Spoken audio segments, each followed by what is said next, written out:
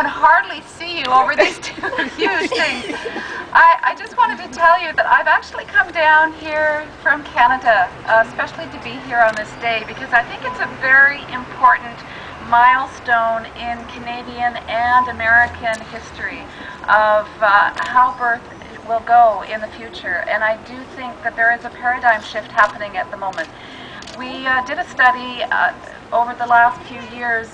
We've been studying midwives, and we found that with the Certified Professional Midwives, of which Diane is a member, that if you plan a birth at the beginning of the labor at home, that in fact the safety of that home birth is very similar to if you plan a hospital birth with low-risk women. And so we feel very confident that that is a non-issue at this point. This study was published in the British Medical Journal.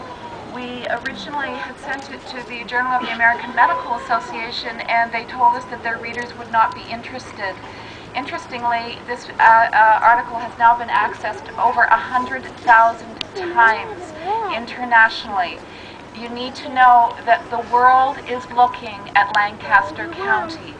The world is looking at what is happening here today, because we do believe that this is an issue that's very important, not just to Lancaster County, but around the world.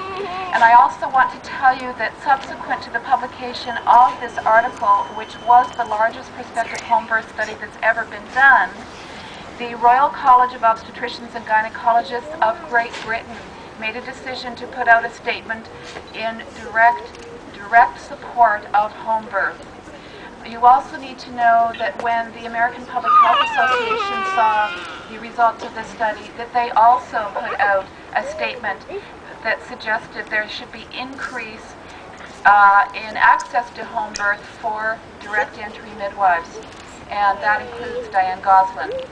It appeared to me in that courtroom that the judges had some very important questions to raise, and one of them was, is it against the Constitution, or is it a constitutional act to be able to have a baby with the person that you want to have with you and in the place where you want to have it? And they do seem to be considering that very strongly. Whether or not Diane in this state is allowed to do what she's doing is very contingent on that. It also becomes a very important question to find out why it is that the medical board is in charge of giving those certifications, which they seem to believe they are, and it sounds like by the law of 1929 and 1985 they are. This raises huge issues anywhere, because in Canada we have midwives who are not regulated by physicians. We are regulated by our own College of Midwives. And as a matter of fact, in Canada where I practice, I am required by my province, by my Ministry of Health, to offer home birth to all women, because it is considered a constitutional right.